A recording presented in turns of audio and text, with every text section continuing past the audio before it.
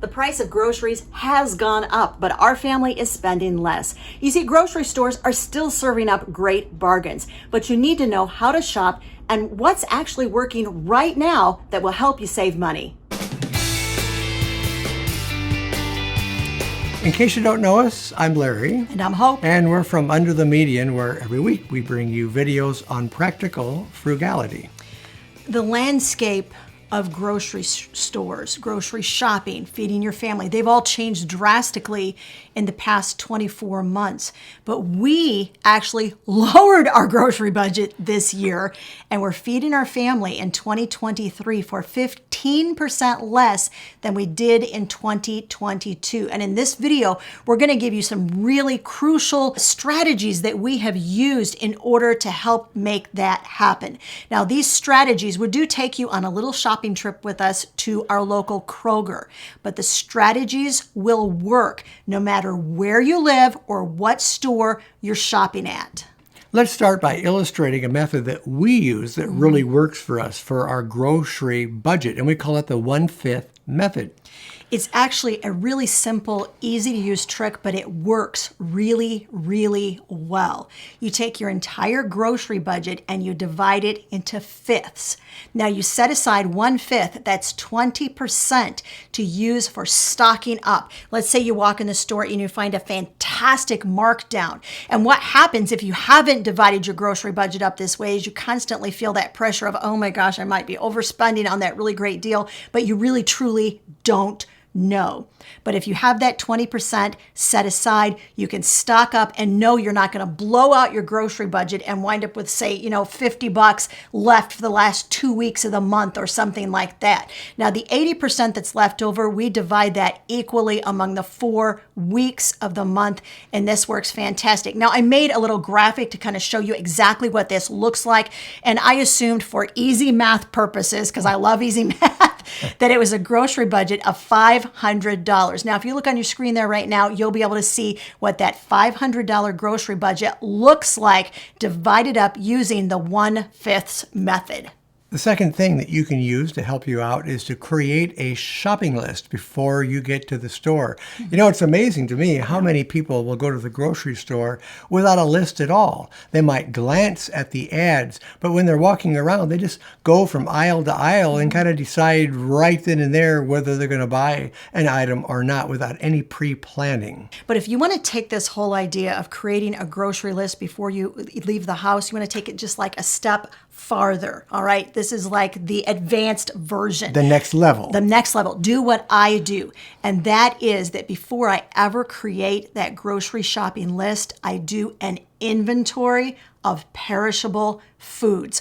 Guys, this was a game changer for us when it came to lowering our grocery budget. Because what happens, especially in the United States of America, you have about 40% of food that is purchased at the grocery store that's literally thrown into the garbage later because it's rotted before it can even be used. So to avoid that, every Thursday, we create what we call a prioritized list of all of our perishable foods. So a prioritized list of perishable foods means that the food that is like, it needs to be used up. And I mean, it needs to be used up now. Those items go at the top of that perishable food list, and then I work my way down to the items that are perishable that, they're going to last us a few days. Now, what that does is that forces me to figure out a game plan to use the items at the top of the list first.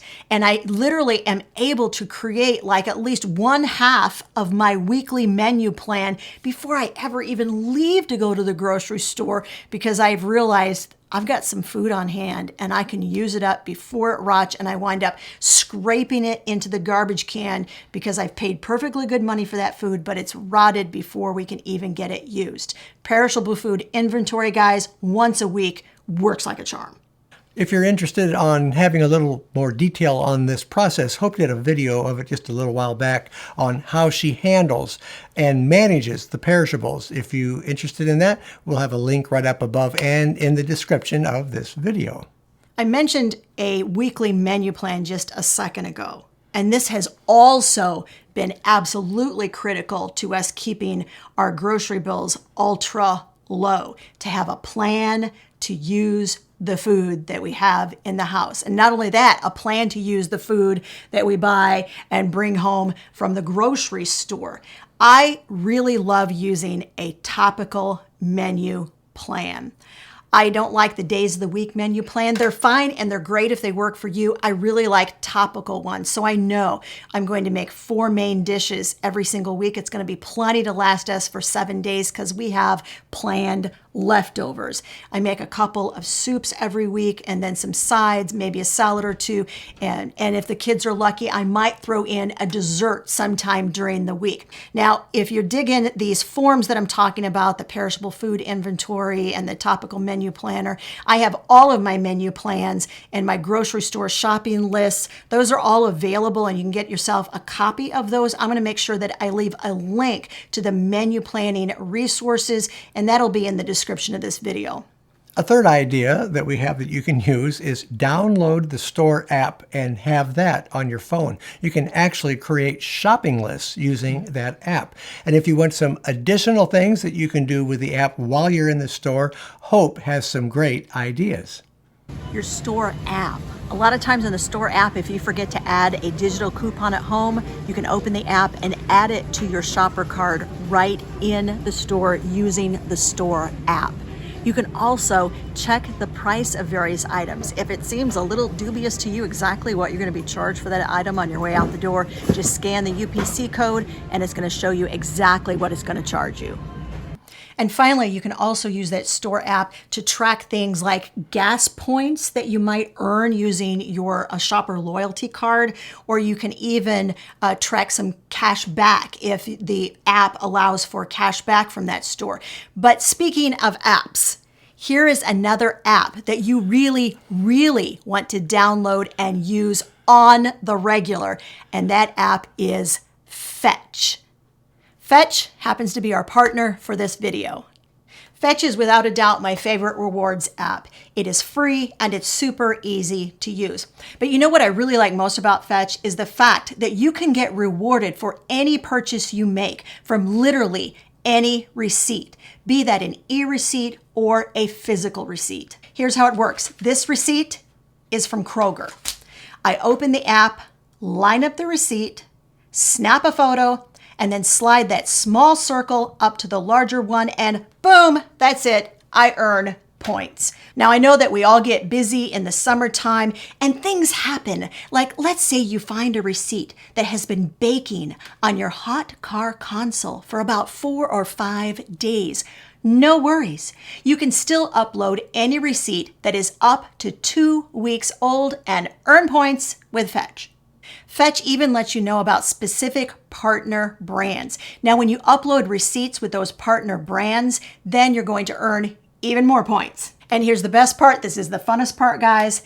After you snap those receipts and you earn points, you can redeem those points for gift cards from places like Amazon, Walmart, Starbucks, or even Sam's Club. Now, Larry and I just did this last week. We renewed our Sam's Club membership using a gift card that we had earned from Fetch. Now, if you want more information about Fetch and you're ready to get started, you want to go ahead and click on the link that is all the way at the top of the description of this video. You can also use that QR code that is right there, right beside me. Make sure that you use the code under the median. Then when you download Fetch and you upload your first receipt, Fetch is going to reward you with 100 extra points. A great way to shop while you're in the store is look for lost leaders. Now, these are items that the store or the manager puts on sale that go below their cost. So they're incurring a loss, but their loss is your gain. You'll generally find these on the front page of the local store flyers, the weekly store flyers. Now, interesting thing, Kroger, it no longer has physical flyers in their stores. Has anybody else noticed this? Tell me in the comment section if you have. We had heard they were going to roll this out and not actually send flyers to your home anymore, but we kind of didn't realize they weren't going to have them in the stores. But in our area, You walk in Kroger and there's like No no ads to be found, which is the other reason that it's really important to have that store app on your phone, because you're always going to be able to find the store ad on the app on your phone. But so interestingly, you're going to want to look at those store ads before you ever leave home. But when you look at the ads, you're going to look for those ultra low priced items. This next way to save works pretty much in all grocery stores, and this has actually become one of our favorite ways to save on groceries. You know, I would almost call Hope the markdown shark because she knows exactly where in our local Kroger store to go to find these markdowns. And they do have certain sections where they appear. And you want to look at those every time you go in the store because they change from day to day as they clear out items and add more to them. You can save a lot of money on these markdowns. You need to know where the markdowns are located in each area of your store. Now, sometimes stores will put the markdowns just on the shelf in place, and you'll see very colorful markdown tags to draw your attention to those markdowns. But you might also find kind of a standalone end cap kind of thing where they also have some markdowns. You'll also find markdowns in almost every single section of your grocery store. So you want to make sure that you're looking not only in the produce section, but you're also looking in the dairy section. And remember, dairy encompasses a whole lot of things. If you're plant-based like us, don't skip the dairy section, guys, and don't necessarily skip the meat section, because you're also going to find plant-based versions of dairy products and plant-based versions of meat products in those areas of the grocery store. Check both those areas for markdowns. You're also going to find what we like to call general merchandise markdowns. This is it's like a totally random thing because you never know what you're going to find in this area. But you can find some really neato-keen cool things.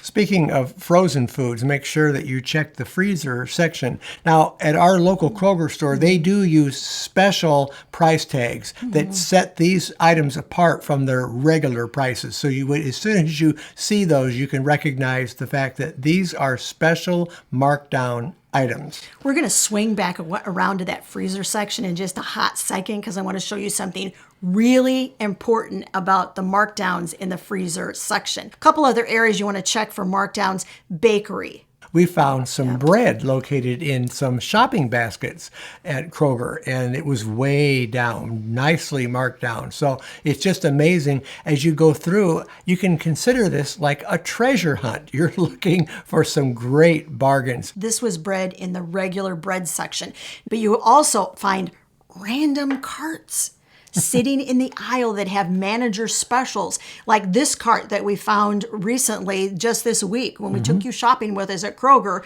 where we found items for 90% off.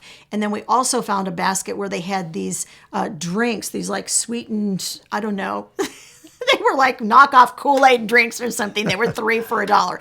And our kids just thought that those were very, very cool looking, and they really wanted to take some home. I'm not going to lie.